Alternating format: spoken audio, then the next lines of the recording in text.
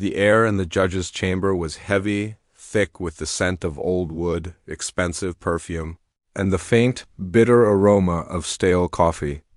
It was a room designed for serious people, with a long, polished mahogany table that reflected the serious faces of the three people sitting around it. Outside, the world was buzzing with the energy of the International Young Virtuosos competition.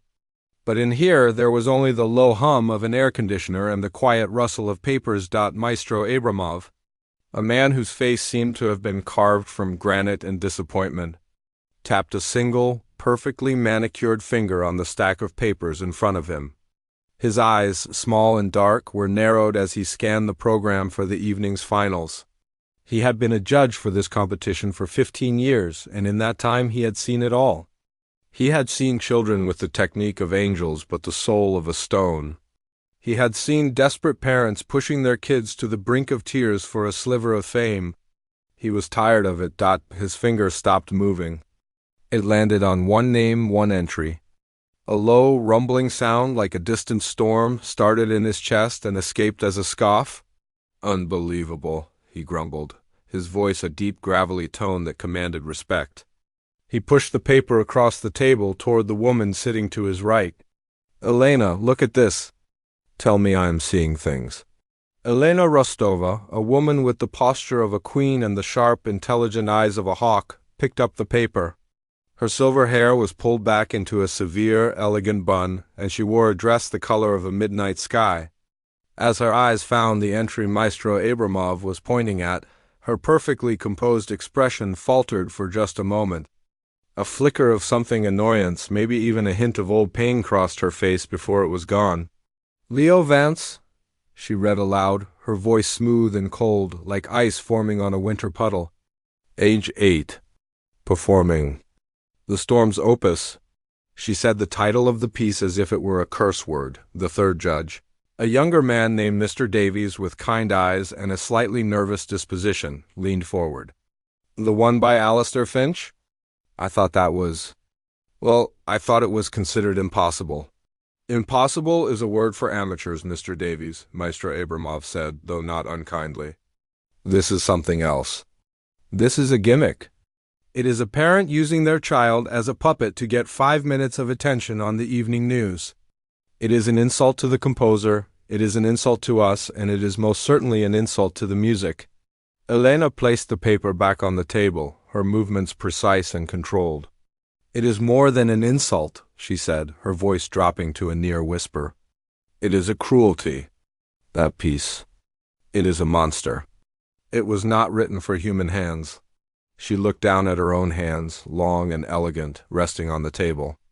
"I attempted it once, 20 years ago. I practiced for a year. I ruined my tendons, I lost sleep, I nearly lost my mind. And in the end, I had to publicly declare it unplayable to save my own reputation." A shadow passed over her eyes. "To let a child try, it is not just foolish, it is malicious." They all knew the legend of The Storm's Opus. Alistair Finch, its composer, was as famous for his madness as he was for his genius. He had written the piece in a secluded cottage during a week of terrible storms, claiming the thunder and lightning dictated the notes. The music was chaotic, demanding, and physically brutal. It required a handspan so wide that only a few pianists in history could even reach the chords. It jumped from a whisper-quiet melody to a thundering, chaotic cascade of notes in a single beat, demanding a level of speed and power that seemed to defy the laws of human anatomy. Playing it correctly wasn't just about talent. It was about a unique physical gift that very few people, let alone children, possessed. "He will be destroyed out there," Maestro Abramov stated, shaking his head. "The audience will laugh. The critics will write scathing reviews. And this little boy, he will be the one who pays the price for his parents' ambition." Meanwhile, in a small plain room backstage, the subject of all this concern and contempt was not thinking about his reputation or his parents' ambition. Leo was sitting on a simple wooden chair, his legs swinging back and forth, too short to reach the floor. In his hands he held a small, worn-out action figure, a superhero with a chipped cape. He was making the figure fly through the air, making quiet, whoosh sounds under his breath. The room was stuffy and smelled of dust, but Leo didn't seem to mind. To him, this was just a room. The real world was the one in his head. His mother had packed him a small bag with an apple, a juice box, and his favorite superhero figure. She had kissed him on the forehead and told him to just have fun. "Remember, Leo," she had said, her voice soft and warm, "the piano is your friend. Just go and have a chat with it." That's all he was planning to do. He didn't know about reputations or impossible pieces. He just knew that he loved the way the music sounded, the way it felt like a story he could get lost in. A stagehand with a clipboard poked his head into the room. "Okay, Leo, time for your sound check." "Let's go." Leo hopped off the chair, carefully placing his superhero back in the bag. He followed the stagehand down a long, narrow hallway, his small footsteps echoing on the concrete floor. Then he stepped through a heavy black curtain, and his world changed. He was suddenly standing on a huge, empty stage. In front of him, a vast, dark space stretched out, a sea of thousands of empty red seats that looked like a silent, watching army. Above him, blinding lights shone down, making him feel warm and a little dizzy. And in the center of it all, like a giant, sleek black beast, sat the concert grand piano. It was enormous. From his seat in the audience, it looked elegant and beautiful. Up here, it looked powerful and intimidating. Leo walked slowly toward it. He didn't feel the fear that an adult might have felt. He felt a sense of wonder. He climbed onto the bench and wriggled forward until he was in the right position. His feet dangled far above the pedals. He would need the special extenders his dad had made for him. A simple wooden box that helped his small feet reach. He didn't play any of the difficult, thundering parts of the Storm's opus. That wasn't what a sound check was for. Instead, he just rested his small fingers on the cool, smooth ivory keys. He pressed one down, then another. A simple, sweet melody filled the enormous, empty hall. It was a quiet tune, a little song he had made up himself. The notes were light and clear, like tiny bells ringing in a cathedral. They sounded small and fragile in the huge space, but they were pure and full of a simple, innocent joy. Back in the judge's chamber, a small monitor showed a live feed of the stage. Maestro Abramov glanced up at it and saw the tiny boy sitting at the massive piano. He heard the simple, childlike melody drifting through the speakers. He shook his head, a gesture of final pity. "See?" he said to the others, his voice firm. "He is just a baby. This is not a competition. This is a public execution. Let us prepare ourselves for the cringe." He turned away from the monitor, his mind already made up. The boy was a joke, and the joke was about to be on him. The heavy velvet curtain felt like a wall between two different worlds. On one side was the huge, noisy auditorium, filled with the murmur of hundreds of people finding their seats and the low hum of expectation. On the other side was Leo in his small, quiet room, sitting on the same wooden chair as before. The muffled sounds from the stage seemed very far away. He didn't feel the pressure that was building out there. He wasn't thinking about the judges with their serious faces or the crowd waiting to be impressed. His world was much smaller and much quieter. From his small backpack, he pulled out a pair of headphones that looked too big for his head. They were old, with thick foam pads that were a little bit flattened and a long, tangled cord. They weren't the fancy, new kind you see in stores. These were his special headphones, the ones that belonged to his teacher. He plugged them into a small, silver MP3 player, a device so old it looked like a small bar of soap. He closed his eyes, put the big headphones over his ears, and pressed the play button. At first, there was only a soft crackle, like the sound of a campfire burning down to its last embers. Then, underneath the hiss and pop, a piano began to play. But it wasn't the thundering, angry music of the Storm's opus. This was something else entirely. It was a simple, gentle melody, so clear and pure it felt like a single drop of rain falling on a still lake. The notes were lonely, but not sad. They felt hopeful, like a song someone would hum to themselves while waiting for a friend. The recording was old, and you could hear the faint sound of the pianist breathing, a soft, human sound that made the music feel alive and close. To Leo, this simple tune was the secret heart of the storm. It was the quiet eye at the center of all the chaos. He remembered the day Mrs. Gable had given him the old MP3 player. She was a retired piano teacher who lived in a small house filled with books that smelled like dust and wisdom. She had hands that were wrinkled and spotted with age, but when she played the piano, they moved with a grace that made time seem to slow down. She had found Leo when he was just 5 years old, banging on a toy keyboard in a department store, not making noise, but trying to pick out a melody he had heard on a cartoon. Most other teachers had told his parents he was too young, too restless. But Mrs. Gable had seen something different in his eyes. She saw a listener. "This is Alistair Finch," she had told him that day, her voice soft and kind. "But not the Finch everyone talks about. This is him playing a lullaby he wrote for his daughter. Everyone knows the storm he composed, but no one remembers the calm man who wrote it. They thought he was crazy, but I think he was just lonely. Before you try to play his storm, Leo, you have to understand his calm. Don't learn the notes. Learn the man." That became Leo's ritual. Before he ever tried to play the difficult parts of the storm's opus, he would listen to this simple lullaby for hours. He would lie on his bed with his eyes closed, letting the melody wash over him. He wasn't just hearing the music.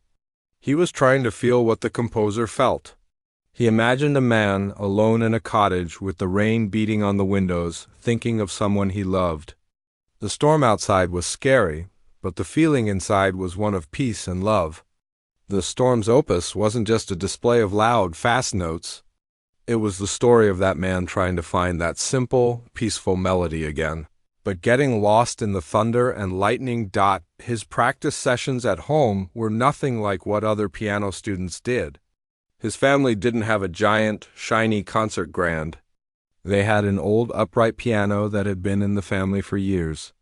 Some of the ivory keys were a little yellowed, and one of them had a small chip in it, right where his thumb always rested. It felt like an old friend. He would sit at that piano for hours, but he wouldn't play the storm's opus from start to finish. Most of the time, he would just play that simple lullaby over and over again. He would play it fast, he would play it slow, he would play it high up on the keyboard, and low down where the notes rumbled like a distant train. Then, slowly, he would start to explore the storm. But he explored it like a detective, looking for clues.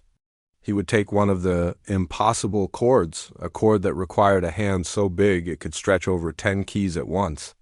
His small hand could only reach about 7. A traditional teacher would have told him it was impossible, that the piece was not for him.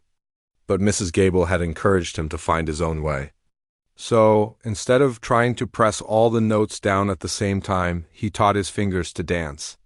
His thumb would land a fraction of a second before his pinky, rolling across the keys so quickly that the human ear heard them as one single beautiful sound. It wasn't a crash of a chord. It was a ripple, like a wave spreading out. It was a completely different way of playing, a way that only someone with small, quick hands could do. His mother would often watch him from the doorway of the living room. She didn't know much about classical music. To her, the storm's opus just sounded like a lot of noise. But she watched her son, and she saw the look on his face. He wasn't struggling or fighting with the piano. He was having a conversation with it. His whole body would move, swaying with the music, his feet tapping out rhythms that had nothing to do with the pedals.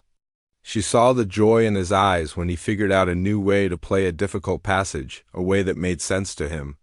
She worried, of course. She worried about him going out on that huge stage and being judged by serious people who might not understand his way of doing things. But more than her worry, she had a deep, unshakable trust in him and in the gentle wisdom of Mrs. Gable. She knew he wasn't just playing notes.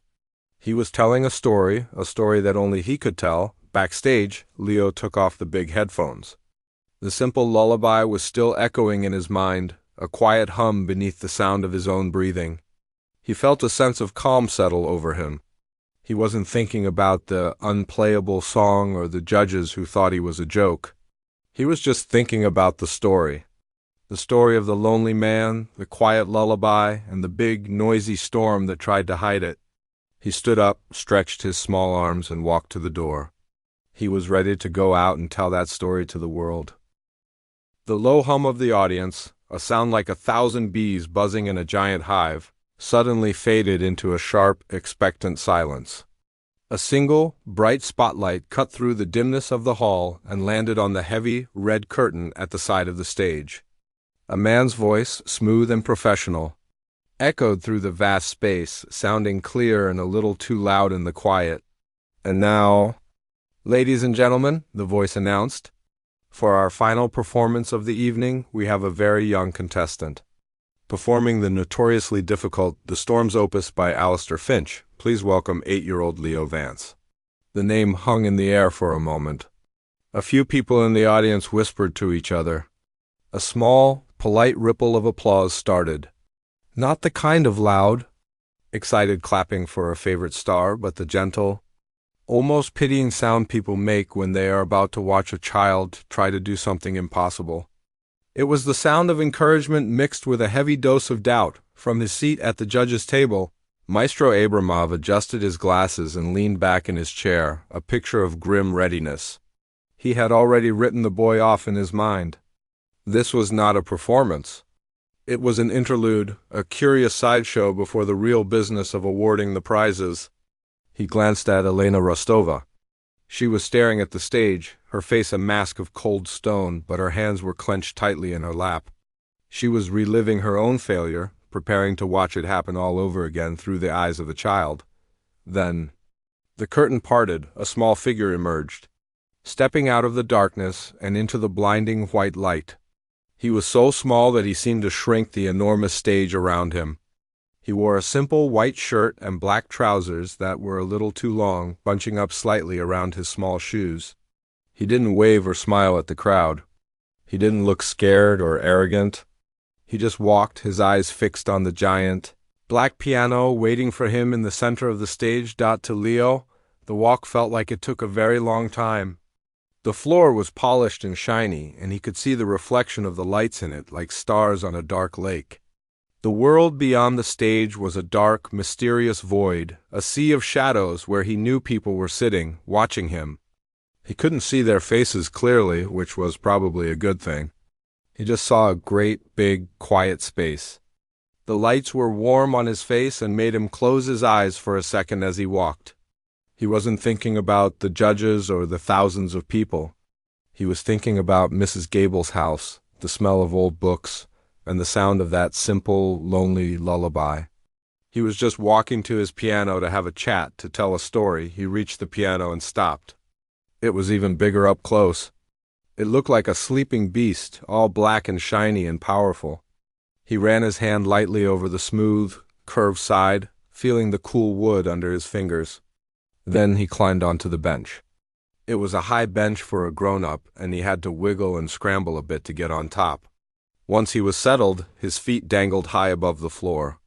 He reached down with his small hands and pulled a simple wooden box closer to the piano. This was his special pedal extender, a gift from his dad who had built it in his workshop on a weekend. It was just a plain wooden box, but to Leo it was magic. It made the big piano his size. He carefully placed his small shoes on the pedals that were attached to the box. The audience watched this little ritual in silence. They saw the small boy, the giant piano, the simple wooden box. It was a picture that was both touching and a little bit sad. It looked like a child playing dress-up in his father's clothes. The polite applause had died down completely now, replaced by a deep, profound silence that was heavier than any sound. Leo didn't notice the audience anymore. His whole world had shrunk to the 88 black and white keys in front of him. He wiggled his fingers, flexing them. They were small fingers with clean, short nails. They didn't look like the hands of a master pianist. They looked like the hands of a boy who might climb trees or catch frogs or play with toy cars.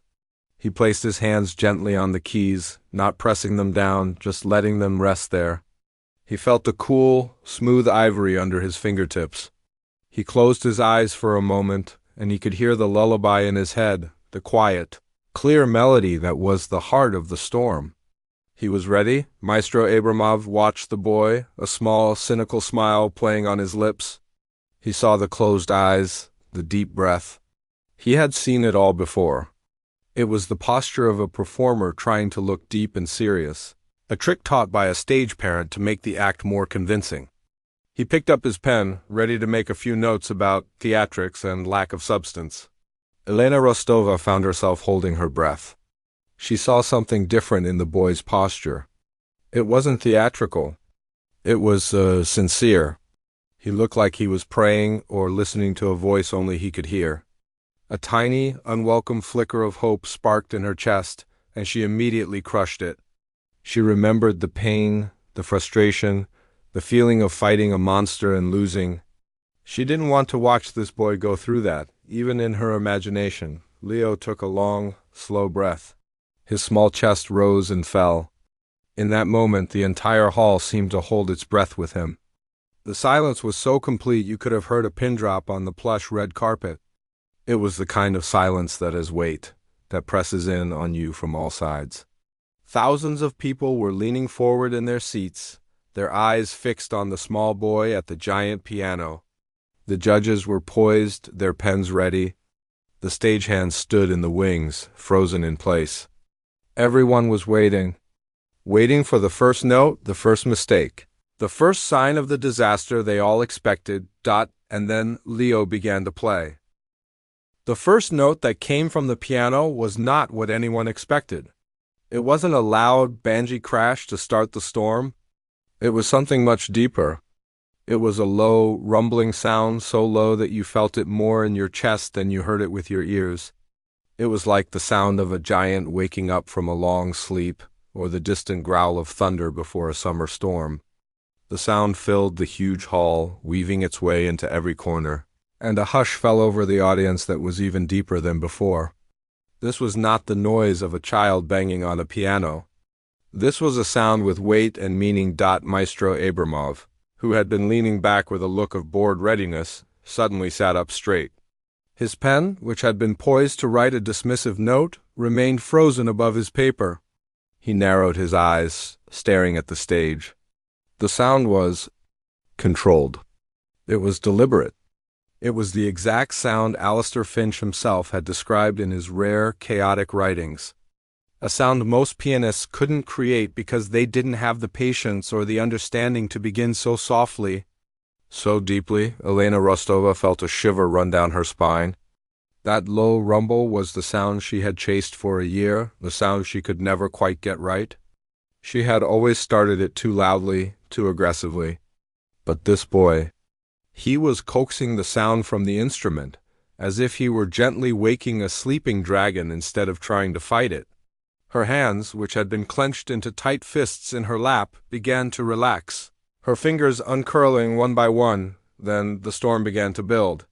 Leo's small hands started to move across the keys. At first, the notes came like the first few drops of rain, scattered and unpredictable. Then they came faster, a light pitter-patter that grew into a steady driving rhythm. His hands were a blur of motion. They were so small, yet they moved with a speed and precision that was breathtaking. He wasn't just hitting the right notes. He was shaping them, giving each one its own little life before letting it go to make room for the next. The first truly impossible part of the piece was approaching. It was a series of massive, crashing chords that were supposed to sound like thunderbolts hitting the earth. The chords were so wide that a person with an average-sized hand had to stretch their fingers to their absolute limit, and even then it was a struggle.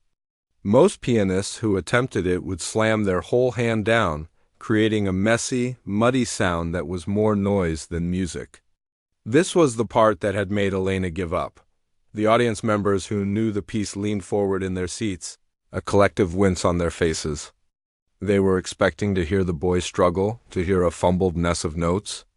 But that's not what happened. When Leo's hand reached for the first huge chord, he didn't slam it down. Instead, his fingers did something remarkable. They rolled across the keys. His thumb landed first, then his other fingers followed in a quick, smooth wave, a fraction of a second apart. The effect was not a crash, but a ripple. It was like a giant wave breaking over a shore, a powerful, sweeping sound that was clear and beautiful and even more impressive than a simple crash. He did it again and again, each time with the same effortless, rolling motion. He had found a new way to play the chord, a way that used his small hands not as a weakness, but as a strength. In the judge's chamber, Maestro Abramov's mouth fell open slightly. He slowly put his pen down. He was no longer a judge. He was a student, and the 8-year-old boy on the stage was the teacher. He was witnessing something completely new, something that went against 100 years of piano-playing tradition. The boy wasn't just playing the notes. He was redefining them. Elena Rostova stared, her eyes wide with disbelief. She saw the rolling motion of his hand and understood it instantly.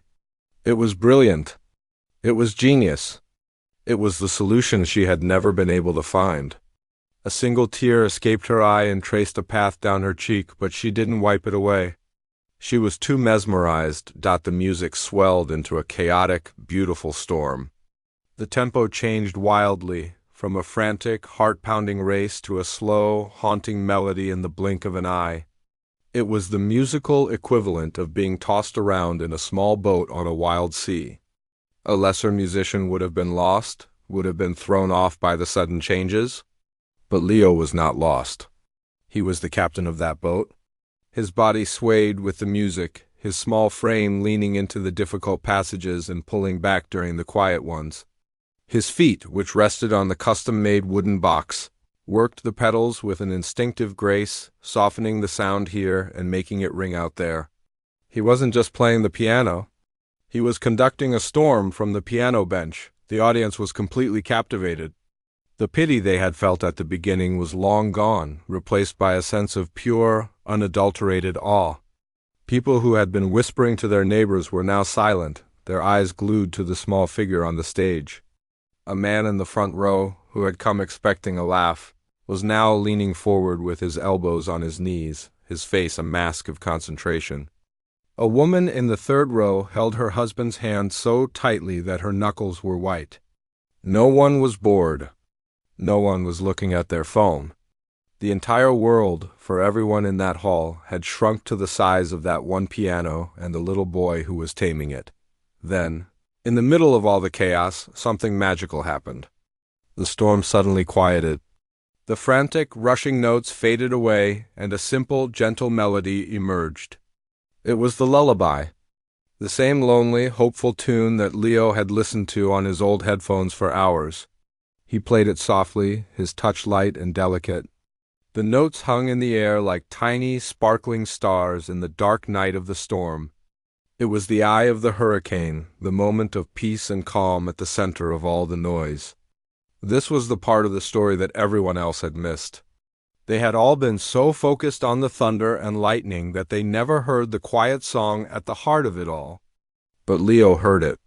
And now he was sharing it with the world. Elena Rostova listened to that simple melody, and for the first time she truly understood. Alistair Finch wasn't a madman. He was just a man who was lost in a storm, desperately trying to find his way back to a simple, beautiful memory. She had been so focused on the technical challenge, on conquering the monster, that she had never tried to understand its soul. This boy, this 8-year-old child, had understood it from the very beginning. She felt a sense of release, as if a burden she had been carrying for 20 years was suddenly lifted from her shoulders. The quiet moment didn't last. The storm came back, but this time it was different. It was stronger, more focused, more powerful than before. It was no longer just a display of chaos. It was a storm with a purpose, driving toward a final, breathtaking conclusion. Leo's hands flew across the keys, a blur of motion and sound. The music built and built, layer upon layer of sound, growing louder and more intense until it felt like the entire hall was vibrating with energy. Then, with one final, dramatic sweep of his small arms, he brought his hands down on the keys for the last chord. The final note was not just loud. It was immense. It filled the entire space, a sound so big and so full that it seemed to swallow everything else. It didn't just end. It resonated, hanging in the air like the last echo of thunder after a storm has passed. And then Leo lifted his hands from the keys, and there was silence. A complete, total, stunned silence that was more powerful than any applause. No one moved. No one spoke. Thousands of people sat in their seats, their minds trying to process what they had just witnessed. On stage, Leo sat perfectly still, his small hands resting in his lap, his chest rising and falling as he caught his breath. The single, bright spotlight shone down on him, making him look like a small, magical creature who had just cast a spell over the entire world. The silence stretched on for 3 full seconds, a sacred, breathless pause between the end of the story and the world's reaction to it. The silence in the concert hall was a living thing. It was heavy and thick, pressing down on everyone, filling every corner of the vast space. For 3 long seconds, no one breathed. No one moved. Thousands of people were frozen in their seats, their minds struggling to catch up with what their ears had just experienced. The final, powerful chord from the piano had faded, but its echo still seemed to vibrate in the air, in the floor, in the very bones of everyone present. On stage, under the bright, lonely spotlight, Leo sat perfectly still, a small statue carved from light and shadow. He was just a boy again, his hands resting in his lap, his chest rising and falling as he took a deep, quiet breath. Then, from somewhere in the back of the hall, a single sound broke the spell. It wasn't a clap. It was a shaky, gasping sob, followed by a man's voice, raw with emotion, shouting a single word into the silence. "Bravo!" That one word was like a crack in a dam. Suddenly, the silence shattered. It wasn't a gradual wave of applause. It was an explosion. A roar of sound erupted from the audience, a tidal wave of pure, unadulterated awe that seemed to lift the very roof off the building. It started as a thunderous clapping, but it quickly grew into something more. People were on their feet, shouting, whistling, crying. A woman in the 10th row was wiping tears from her eyes with a crumpled tissue. A big burly man in a suit was clapping so hard his hands were red. The entire auditorium became a sea of standing, cheering, emotional people, all their attention focused on the tiny figure at the piano. The wall of sound hit Leo like a physical force. He flinched slightly, his small shoulders hunching as the full weight of the audience's reaction crashed over him. He looked out at the dark void where the crowd was, but all he could see was a blur of motion and 1,000 flashing lights from phones and cameras. It was overwhelming. He wasn't a seasoned performer soaking in the adoration. He was an 8-year-old boy who had just told a story, and the whole world was shouting back at him. He felt a sudden, sharp pang of shyness. He looked down at his shoes, then back at the piano keys as if they were a safe harbor in a storm of applause. After a moment, he remembered what his mom had told him. He stood up on the bench, a little wobbly, and gave a small, quick bow. It wasn't a grand, theatrical bow. It was a shy, almost awkward gesture from a child who wanted to say thank you, but also wanted to go back to his quiet room. In the judge's chamber. The scene was just as dramatic, but much quieter. Maestro Abramov, the man whose face was a permanent mask of stern judgment, was on his feet. His pen lay on the table, forgotten. His glasses had slipped down his nose, and his eyes were wide with a mixture of shock and sheer reverence. He didn't clap. He just stared at the stage, a man who had spent his entire life believing he knew everything about music, only to discover he had been listening with the wrong ears. Slowly, deliberately, he bowed his head. It was not a bow for a contestant. It was a bow of respect from a master to a greater master. Beside him, Elena Rostova was no longer the cold, queenly figure. The tears were now flowing freely down her cheeks, but her face was not one of sadness. It was a face of pure, radiant joy. She was clapping, her hands moving together in a steady, rhythmic beat, but her eyes were closed. She wasn't seeing the small boy on the stage.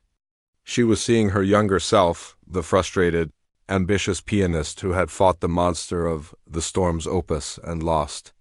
And now, through this child, she was seeing the monster not as a beast to be conquered, but as a misunderstood creature with a beautiful, lonely heart.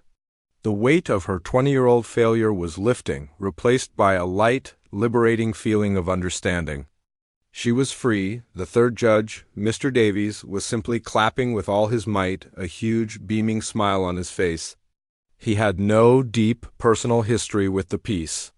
He just knew that he had been lucky enough to witness something truly, truly special, and his heart was full of simple, Happy amazement. After a few minutes, the announcer came back on stage, his voice filled with an excitement that he couldn't hide. He had to ask the audience to settle down so the judges could give their final comments. The roaring slowly subsided, turning back into a buzz of excited whispers.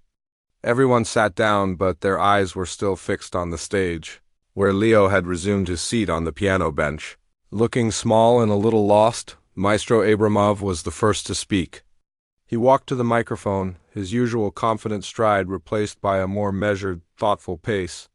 He cleared his throat, and the hall fell silent. "For 30 years," he began, his voice no longer gravelly and dismissive, but clear and filled with a new humility, "I have believed that the Storm's opus was a testament to human limitation, a piece of music designed to show us what we could not do." He paused, looking directly at Leo.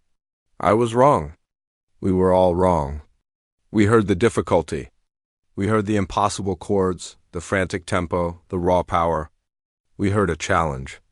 But this young man, he did not hear a challenge. He heard a story.